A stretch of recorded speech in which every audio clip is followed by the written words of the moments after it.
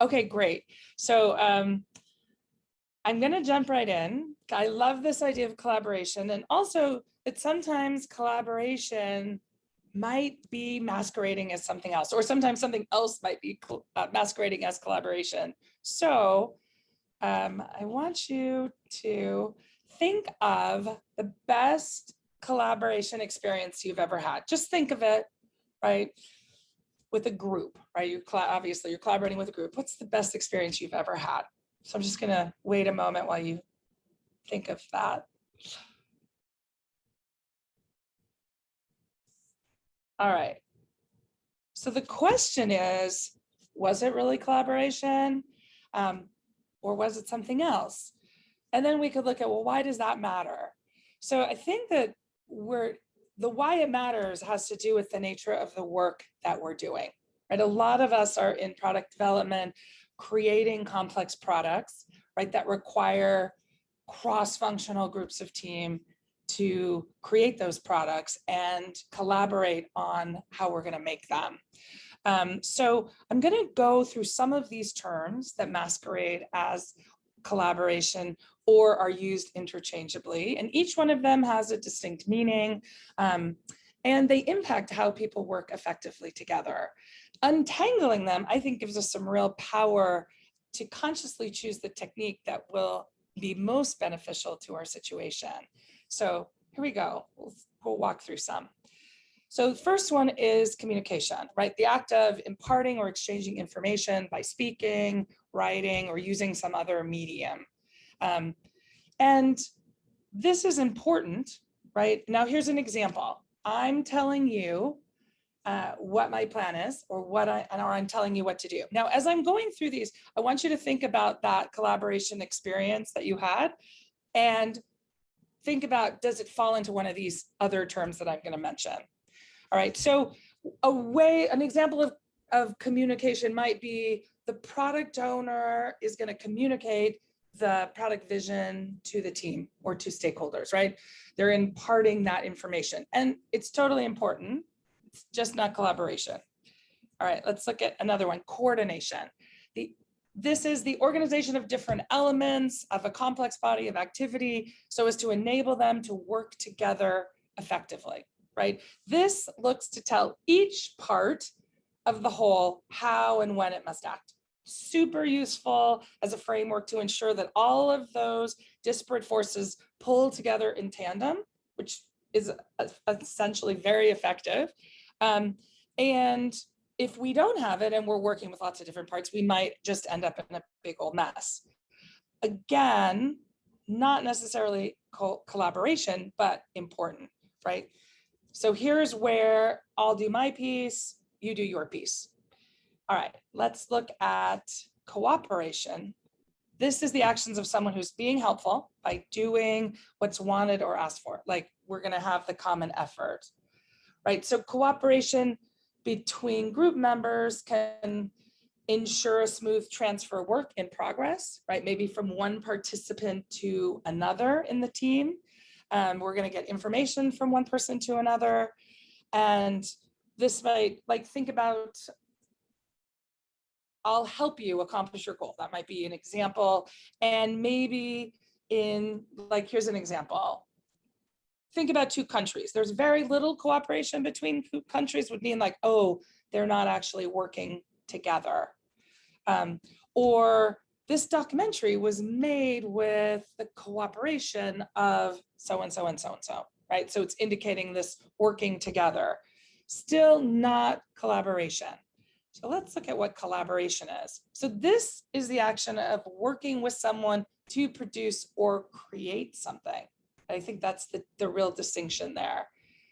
So here's an example. I'll bring my ideas, you bring your ideas, and together we'll create something new. Now, it's interesting. We're working together to create something new.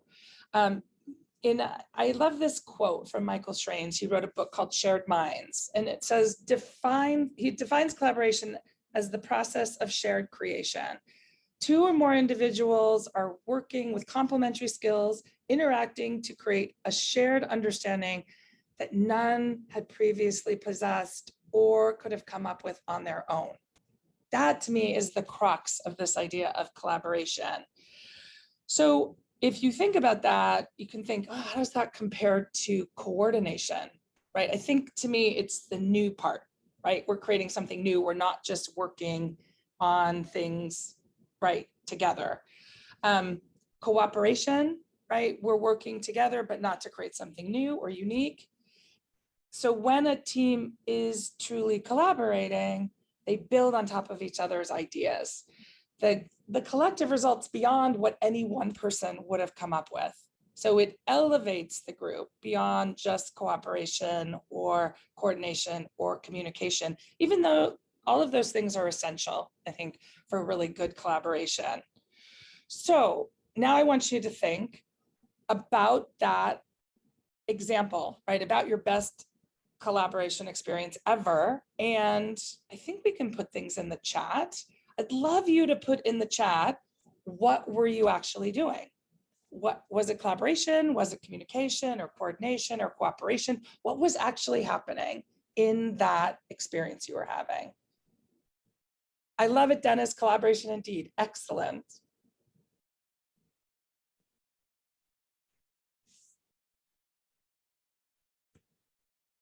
We'll give people creation of new ideas, collaboration, excellent.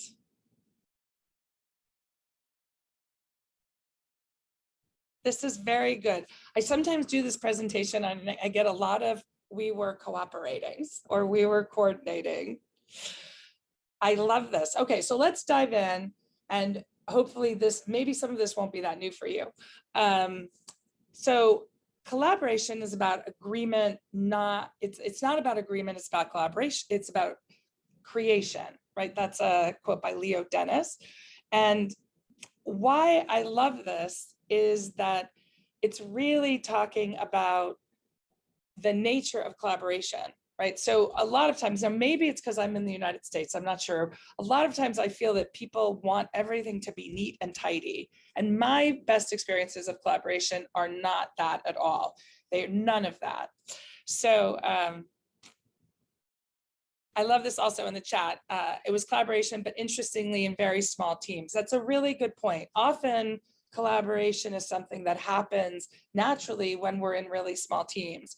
When we get into larger teams, like, you know, maybe our Scrum team is, or our team at work is 8 to 10, that sometimes becomes much more difficult because the nature of collaboration is a bit messy. So let's see. I want you to actually think about this now. Now, you all have your best experiences when you were collaborating, but I want you to think about when you think you were collaborating. Is there any experiences you've had when you think you were collaborating and maybe you weren't? Maybe at work. Think of all of those different meetings or events that we have at work, working together. Maybe we say, oh yeah, we're collaborating, but we're doing something else. And then if you weren't collaborating in some of those occasions, what were you doing instead? What was actually happening? And finally, where and when would actual collaboration make a difference?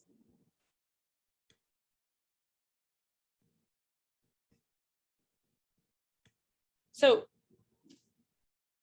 you can think about those things.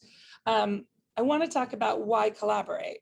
So collaboration, several reasons. I mean, obviously I could have had a list of 20 things, but for one of the, I think, most important things is that we just are able to pool our team's talents and strengths and expanding beyond individual silos. Like collaboration is one of those places where our expertise and our team, people on our team's expertise can come together in an effective way.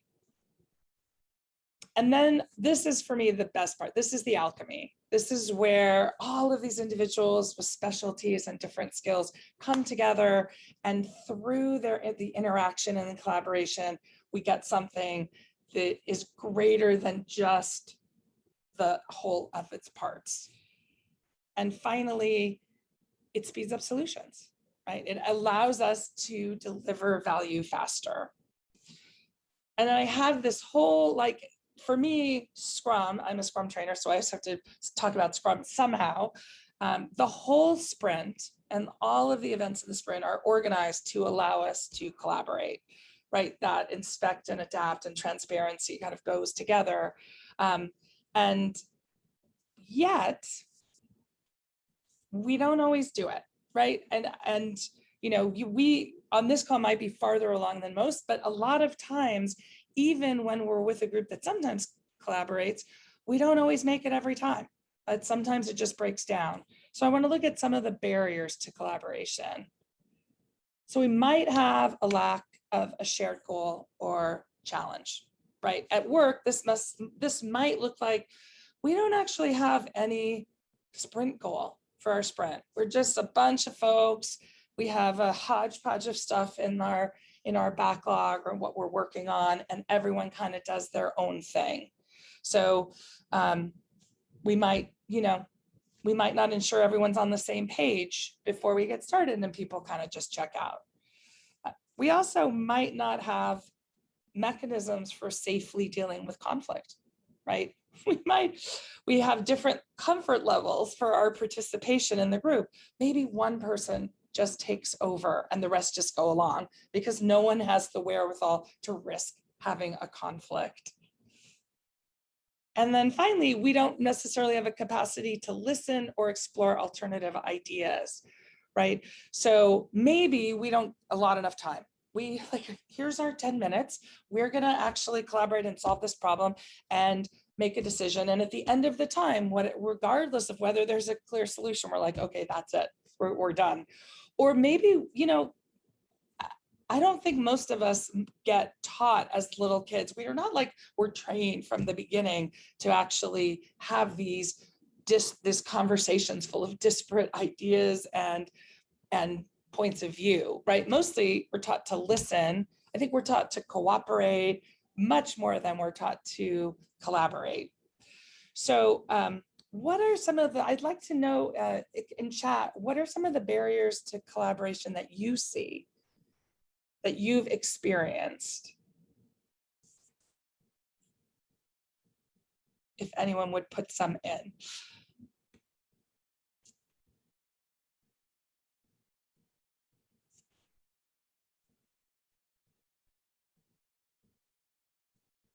I like that lack of a common goal. That's like a pretty good one. I bet there's a lot of that. That takes some extra work about how we're going to organize backlogs and other things to work on that.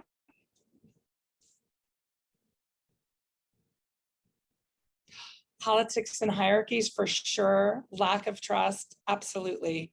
Yeah, those are really hard things. Thinking silo oriented, just stay in your lane. Strong personalities hitting each other. Yes, I hope you don't mean physically. Different understandings, absolutely. All of these things really create barriers. That's why, you know, for me, collaboration just doesn't happen automatically. So how do we overcome the barriers, right? If we know that collaboration is useful, we know it gets us new ideas, how do we do that? So there's several things we can do to increase the odds of teams collaborating. One is really ensuring that teams have a common goal, like a sprint goal. We can also foster safe space so people feel free to contribute their ideas. And I think we can really get into how are we doing with our events or our meetings, right? And how are they supporting the kind of thinking that's needed to have groups collaborate effectively? So I know this isn't the only way to overcome the barriers to collaboration. I do think this is really useful. So I'm going to focus on this idea of how do we do group decision making? And how do we focus it on that? So understanding group dynamics and group decision making is the first step. And what kind of thinking do we need to do to solve problems in a group? So what's happening exactly there, the thinking? So the kinds of thinking that we're doing is divergent thinking and convergent thinking, right? That when we start solving a problem, we're doing divergent thinking. We're coming up with as many options or potential solutions as possible. Examples of divergent thinking we are going to generate a lot of alternatives, or we're going to have a free-flowing conversation. We're going to gather diverse points of view, and we're going to suspend judgment, right, in the divergent thinking part. Then when we have a bunch of ideas, we're going to have to figure out, well, which ones do we want to move forward with? So we're going to do convergent thinking. And in this, we're going to evaluate the alternatives. We're going to summarize the key points. We're going to sort things into categories. We're going to exercise judgment, right? Because we got to focus in if we're going to actually accomplish anything. And in some ways, it seems so simple, except it's not. So I want to look at, so I'm saying this group decision making is when we're, focused on collaboration. And this is what we think happens when we collaborate. So we have a new topic, right? So new topic, all the little dots are different ideas that we throw out. Here's all of our ideas, it's out there. And then nicely, with ease, we come to a decision point. That's what we think should happen, except it's not actually what happens. What actually happens is something different. So this is a graph. This is from one of my favorite books. It's called The Facilitator's Guide to Participatory Decision Making. It's by a guy, Sam Keener. I can't recommend it enough for anybody who's actually working with teams, or even if you're on a team, super useful, because he outlines some of these really good things. So divergent thinking, here's our new topic on the left over here, our new topic. Divergent thinking, here's all of the little dots for our new ideas. Maybe they're diverse, they're familiar, all of those things. And then on the right, we have the convergent thinking, where we end up with a decision point. But in the middle, between the divergent and the convergent, is this whole area in which we struggle in service of integration. That sounds like a mouthful, doesn't it? But essentially what we're saying is that in this middle space, the group members have to struggle in order to integrate new and different ways of thinking with their own. And that kind of thinking is difficult. I call it cognitive weightlifting, because it means we need to upgrade new ideas, and it's hard. Struggling to understand a wide range of ideas and viewpoints, it's not a unicorns and rainbows experience. It can be unpleasant and frustrating and uncomfortable. So in that space, sometimes group members become rebellious, or they check out, or they get pushy for their own idea, or they get short-tempered. It's just that people don't, and when people don't understand that this is part of it, they can start to think that this thing doesn't really work, and we better just just take any ideas, because we can't take it. Sometimes I've been with groups and they're like, you can maybe imagine this, just like, I don't care what you decide, just make a decision, because I just can't take it. I can't do it anymore.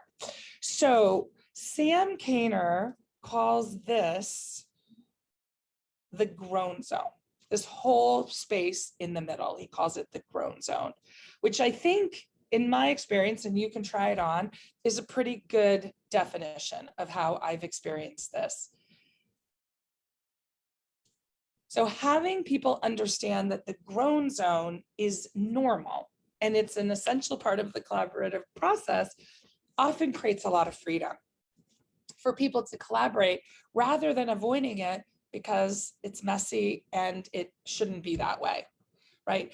What's more is that the act of working through the misunderstandings that sometimes happen here, or the confusion, is actually what builds the foundation for the common understanding, right? That's at the heart of, like, we're going to get to some group decision that, like, it's like the mic drop decision where we're like, nope, this is it, together. It's essential for real collaboration.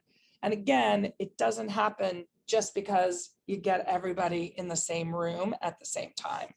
So enter facilitation.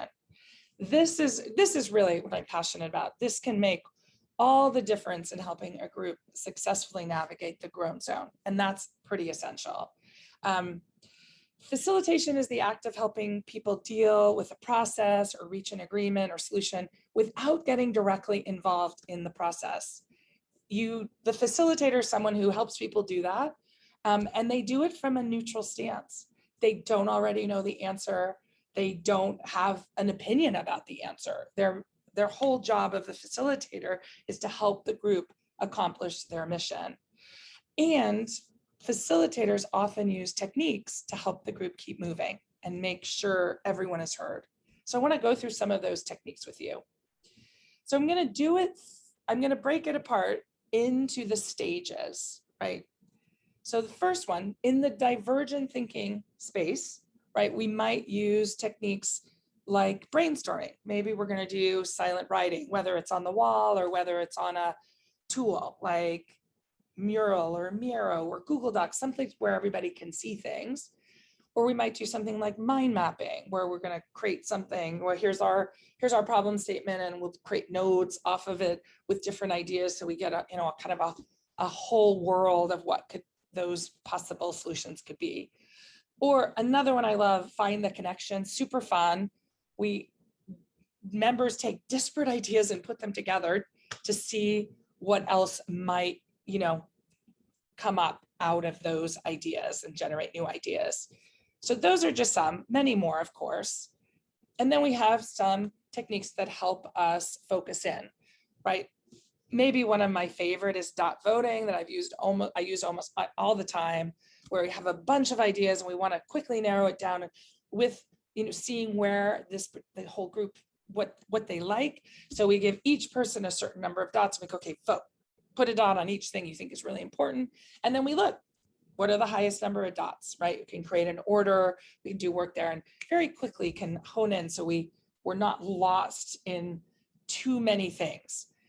Fist of 5, I also love. This is where I would say kind of you're going on a scale of 0 to 5, like fist being 0, finger at 5. And you get a sense, everyone does this at the same time. Or like, how do we feel about this? We put up their fist. And then we can begin to see, well, what is the group feeling? And could we move? And if we're a majority at a 2, how do we move to a 3? We just get a sense of that, and we can actually narrow things down. And finally, Roman voting, just as our consensus, thumb voting, where we can see, are we all really on the same page, right? So those are techniques for each of those stages. But how do you facilitate in this grown zone? We're certainly not going to use divergent techniques or convergent techniques. So I want to get into some facilitative listening techniques. It's also, I learned them from Sam Kainer's book. But the first thing that I want to talk about is, how is listening to one person different from listening to a group? So think about that. When you're really just with one person, what is that like versus you're now listening to a whole group? For me, when I'm listening to one person, I can just focus on that one person. I get all of the feedback. I hear everything they're saying. I can follow up. It's pretty easy. When I'm in a group, I'm listening to the person while I'm actually being aware of everybody else in the group. How are they responding? What are the expressions on their face? How are they reacting? Are they getting it? So it's a lot.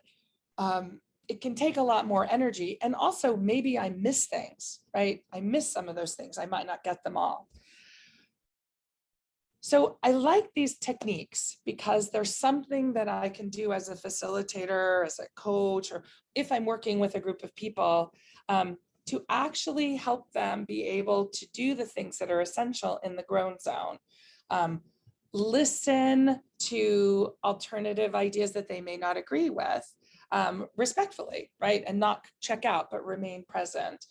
Consider things, compare things, all of those things that are pretty essential to working through that grown zone to a place where we could come to a group decision that we're empowered with.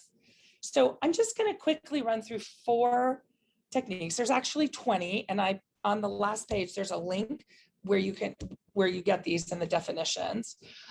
These are all tools. The tools are not like the exclusive domain of facilitators. I think anybody can use these if they're in the position of actually helping a group get through the growth zone or other things. My guess is also that I picked these.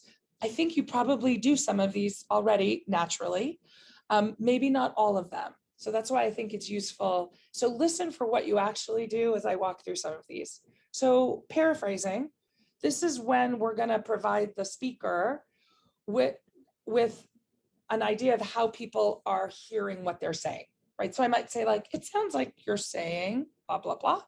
Or, oh, let me see if I'm understanding you. And I would like say back, I would paraphrase what they were saying, or I'd clarify, is this what you mean? And say something, right?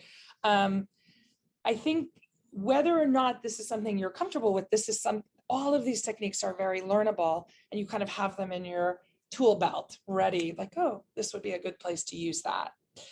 I do think for the ones that are new to me, I definitely had to practice them. So next one, drawing people out. This is really helping participants clarify and refine their ideas without a lot of coaching or intrusion. So I might just say, oh, can you say a little bit more about that? Or what do you mean by X? Or what's coming up for you now? Or can you tell me something else about it? Validating, which I find super effective, is really how we legitimize and accept a speaker's opinion or their feelings without agreeing, right? We don't have to say, oh, I agree with you. What's really essential is that we let people know, I understand where you're coming from. So we might actually do a paraphrase of what someone's saying. And then we might say, if we think, oh, they need a little extra, we might say something like, oh, I really see what you're saying there, or I understand how you got to that point, or I get why this matters to you. In none of those cases am I saying, oh, you're right. I'm saying, I understand, and I'm validating where you're coming from. And then stacking. I like stacking because if we have a lot of people and we're collaborating, sometimes it becomes a free-for-all, which isn't bad, except if we're talking over each other, it can get very upsetting. Or I don't know if you've ever been that person in a group where you're trying to get a word in edgewise, but nobody will stop talking for you long enough to do it. So in stacking, as a facilitator in that scenario, I'd say, hey, anybody who wants to talk, raise your hands. And then I would create a speaking order of the people, and then I would manage the people speaking. And then after everyone who was on the list was done, I'd ask if there was anything else. So again, you can see you don't need every technique in every scenario. They're useful because they give you lots of ways of managing that time, that grown zone space without shutting it down, without having to become militant or go to a place where it's almost like we're using the agenda where only one person can talk, and then the flow. We want to do this maintaining some sort of order so people can participate without killing the flow. So what happens when facilitation is missing? This, I would love you to put some stuff in the chat, like your experience what happens? What's the impact when facilitation is missing? So you guys can put some things in the chat. I will give you one of my best stories ever about facilitation being missing and the power of facilitation. So a couple of years ago, I was in this problem-solving leadership class with Esther Derby, one of my Agile heroes. And I think there was about 24 trainers, facilitators, senior leaders, right? You'd think, oh, all these people know how to operate in groups. And we had an assignment. And our assignment, there was about 12 of us, our assignment as a group was to create a leadership training problem for the other team. And we had 2 hours. So there we are. Picture us, we're in this hotel ballroom and we're all sitting around, all these, trainers and leaders and people who think we know something about, getting things done in groups. And it was a horrible nightmare experience. People started fighting. sometimes one of us would try to do some facilitation technique and the rest of the group would like shut us down. One guy who was awesome, but he just was so frustrated. He's like, peace out, left the room. He's like, I'm not participating. What's happening here? We were all in shock and we were stunned. And then we started fighting with each other. So somehow we came up with a not so good problem scenario for the other team. But we were so upset with each other by the process, we literally had to have the leader do a retrospective for us because we had to be with each other for the rest of the class and we didn't know how we were going to do it. Now you might say, okay, fine, no big deal, that happens. But really the important part is to go, the other team who had the other team besides ours, they chose a facilitator at the beginning. Their experience was 180 degrees better than ours. They created a much better problem for us. They had a great time. They got closer. It was bizarre until I realized they had a facilitator. They agreed to have a facilitator and they had one. So I love your comments here. Fake compromises. I hate fake compromises. Discussions run out of focus, conflicts, disengagement, people feeling squashed, people leave without speaking. You're saying all the things that I experienced. Disagreements, individualism, missing the big picture, frustration, entrenchment. One person's idea is chosen without consensus. Yes, all of those things happen. So I think the thing that I really want to leave you with is, if we want to create environments that call for true collaboration, what do we do? First, I think we have to understand what collaboration is and isn't, right? Like collaboration is the people with disparate views and experience coming together to actually create something new. It's not just, let's all get in a room and you give me a status of what you're doing and everyone will give a status of what they're doing and we call that collaboration. That's not it. So understanding what it is and what it isn't important, and when to use it. Like when do we really, sometimes coordination is all we need. It's great. Sometimes we need collaboration. I think the other thing is identifying and aligning on the challenge or the goal. I think this is essential. It's the guardrails of, aligning on what we're doing in this collaborative session provide something. It's not just a free-for-all. We don't collaborate on anything. We're usually collaborating on creating something new, solving a problem. Cultivating an environment of contribution and valuing different points of view. We can model this in how we talk to each other, and there's really good ways of saying, hey, we want to have this. It might involve speaking with management and kind of what do we value. I think I love that term, about the rugby nature of Scrum, where it looks a little chaotic. I think our capacity to deal with things not being all buttoned down is also part of that. And then maybe my favorite is allowing ample time. So this collaboration is a creative act. It's kind of, then I would say it's art and science. It's not something that necessarily is like, oh, great, we have 10 minutes. And at the end of 10 minutes, we'll have it all figured out, right? So again, when we discern where we really need collaboration, we have to give it the time that it needs, right? We're kind of on collaboration's time as opposed to it's on our schedule. And then implementing the results of the work is pretty darn important. I think creative people get very frustrated when we have them do a bunch of work and then we're like, yeah, okay, we're not going to use it. That's really different than if we do a bunch of work and then realize there's a better way. That's different than like, the powers that be just don't implement the results of what we did. And finally, I would say, look to see if a facilitator would make a difference.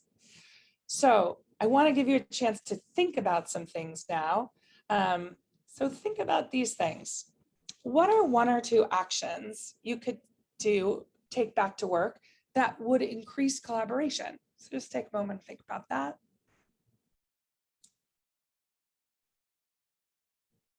And then I also want you to think about what area are you a master in? where do you already do these techniques and use these techniques? And finally, what other ideas do you have for cultivating or creating an environment that calls for collaboration?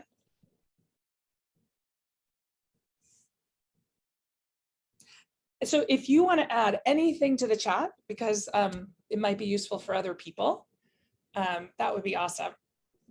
So maybe your ideas for cultivating or creating an environment that calls for collaboration where you work, would love you to put any ideas like that in the chat. Or things that you have done that have been effective.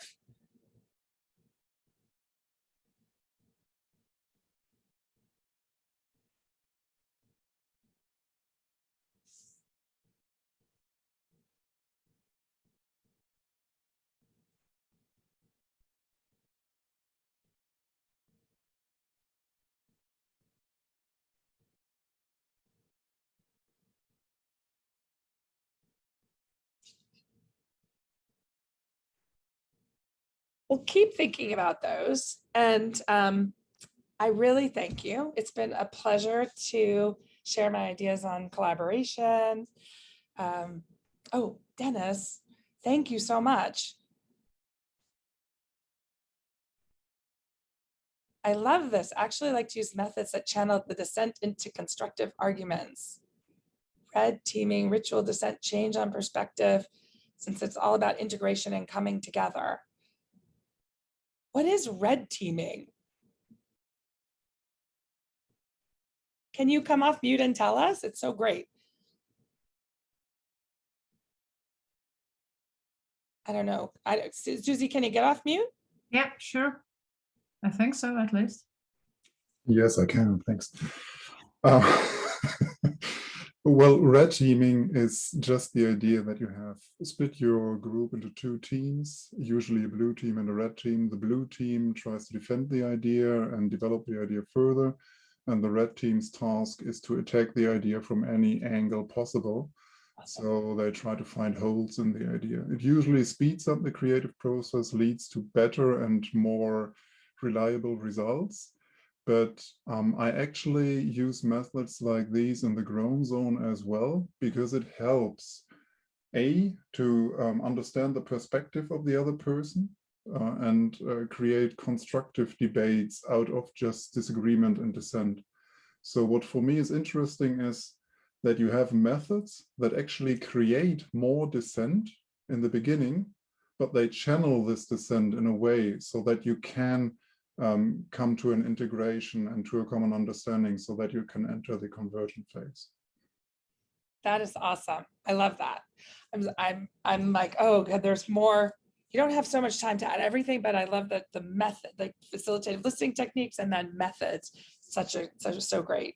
And then thank you so much, Dennis. And Ingrid, I love that, bonding activities, checking in, or having people get comfortable. Super awesome. Okay, well, that is the end of my talk. I'm gonna send this Google slide presentation so that Susie and Saurabh can put it up. And then I have this is my little URL for the facilitative listening techniques and the Facilitator's Guide to Participatory Decision Making. I also love Collaboration Explained by Jean Tabaka, and I currently use Mural. I had to choose something when I went online to teach classes. So I just put it up there because they have a free 30-day trial if you haven't been using an online collaboration tool. I don't get a toaster if you use Mural, so just a tool. All right. Yeah, I have a question for you. Okay. So you guys can also ask, right? Put it in a chat or just raise your hand. There is this button for it in reactions, right? And we'll call you out. But I have a question first. So it was a very nice refresher of all the facilitation thing. And it left me thinking about my journey of how I started and where did I learn and what was the most difficult for me. So can you share a little bit something personal about your journey? How did you learn facilitation? What was your like really great things when it went really well, and maybe some things where it didn't? Oh, yeah. So I've been facilitating for a long time. I think since way back when I was a new project manager, way back in like long ago, before I knew about Scrum.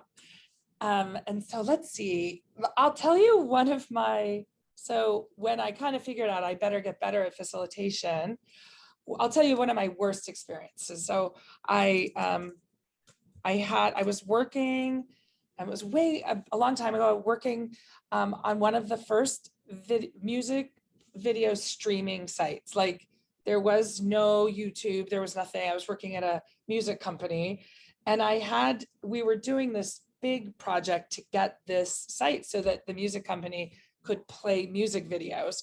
And I had this big meeting. I literally called a meeting, and we had a problem. We had a breakdown. There was a bug. There was a pretty significant bug in the code, and it was causing a lot of problems. So I thought, okay, I'll just get all the people in the room and we'll solve the problem. So I literally looked around. There was this giant round table, like a record almost. And there was probably 25 people in the room. And I started with the problem, and then everyone started talking and nothing was getting done. And I was like, I felt like a deer in headlights. I was like, oh my God, what's happening? Till the meeting ended, and this one guy who I really respected looked at me and he said, this was the worst meeting I have ever been at, and I will never do one like this again. And he just walked out of the room. And I was utterly mortified. I was like, oh my God, what happened? We didn't solve the problem, and I just managed to piss a lot of people off. So that's when I was like, I better get this together. And so I started really small, like having smaller meetings and looking at like who really needs to be engaged here, and having clear agendas and actually doing some of these things. I hadn't read this book yet, but doing some of these things, like going, okay, we're gonna time box this, or let's do the stacking, right? Who wants to speak? But mostly working on like looking at what's a good size for problem solving, right? And giving up that idea that everybody needed to be in on all of it because they couldn't really contribute. So I think when I started getting more into the Scrum world and doing all of this, I was just thrilled to have so many amazing people who I could watch. I also just watched a lot of people and looked at like what they did, the people who got the best results out of the people they were working with. And I realized that smaller groups were much more effective, for sure, out of that. So thank you for that question, Susie. I hadn't thought about that meeting in a long time. Yeah, that's always fun, those things. So I was wondering, what do you do when you enter a room? You don't know that team that well, right? You enter the room, you realize they are like super dysfunctional with lack of trust and don't really talk in front of each other, that type of stuff. What do you do? What's your tip for those situations? Well, first I listen, and then I don't think we can't necessarily get all of it at once, but I try to get people comfortable first by letting them know, that I'm for them, right? That's always the first thing, right? That people know that I care about them, not just for what they're producing, but like who they are as people. I think I'm bringing that, right? Like, oh, we're a group of people. And I find that I do silly things sometimes, right? If it's really tense, sometimes I have to gauge it. You can't always do a silly thing when people are really like on the edge because they, might lose their minds. But I love a lot of the techniques that I first encountered when I was way back early in my career in Scrum, reading retrospectives, making good teams great. So those little silly things about like, if you were a car right now, what kind of car would you be? I realize it takes it takes a willingness to have people look at you like you have two heads, right? But after I just stand there and they know that I'm in earnest, often I find that just that willingness to like look like an idiot in front of people for the common good gives me, that's like has a pretty big effect. People are like, okay, well, we think she's a lunatic, but let's try it. So I think bringing levity is always the thing that works, and sometimes food, depending on the group. I don't mean to be too flip about it, but I just try to bring something in that's not just the same, right? Like shifting the energy away from what's causing all of the agita sometimes gives us an opening. And then using gamification is the other part of that, because people, I find, get interested in the mechanics of the game and they get less concerned with all of the information that they might want to protect, right? So they're just playing a game. Those have been the things that have worked best for me. What would you recommend to people who are just new to facilitation and they're about to facilitate maybe their first retrospective or their first workshop, or they're just starting, right? They have all the reading, all the reading done, right? And then what? So what's your recommendation? Prepare and practice. So sometimes, you come to a thing like this or you read something and it just all seems so easy, right? Oh, you just say this. And I'm like, it's not easy. It takes a huge amount of preparation. And I imagine anyone who's a trainer or facilitator, you can't just wing it because there's so much stuff going on. So if I was leading, I did this actually when I led my first actual retrospective. I put it all together. I had all the supplies, and then I practiced the mechanics of it a lot so that would be really smooth. And so then, because I had the mechanics down and the supplies, and I had gone through what it was going to look like, I could then be available to deal with the unexpected things or emotions or what questions people had. And I wasn't just futzing with the mechanics. I think you get a couple chances with people, right? And if you really take it seriously, they'll never know how much time you spent, but they'll just know that it worked well. So planning and practice, I guess, is my main. Practice like everything, right? It's all about practicing. Yeah, of course, indeed, right? So what is the most important for you, like your high dream for upcoming a year or 2 or 3? Oh, I got into Scrum because when I did the Scrum Master class, I already was committed to that, work is where we spend the majority of our time in life. And I thought, how do I impact people at work? And if we impact people at work, would it then impact how they were when they went home to their families? Like, could we do that? That's really my passion, is that we get to be our full selves, but we do it in a way that is like increasing our relatedness with other people and our happiness and our productivity. So, as many of us who've been in Scrum for a while, I thought when I did the Scrum Master training that we would have transformed the world of work already. And yes, we haven't all the way. So I would say, out of this pandemic, out of that we've been separated, that maybe my dream would be that we gain an appreciation for the power of being with each other when we're with each other, and how to work in a way that really empowers people. And maybe that, we have a moment in this disruptive time to make a much bigger difference with how we're running our companies and getting some, like, I was listening to, what was I listening to? I don't know if it was Simon Sinek or if it was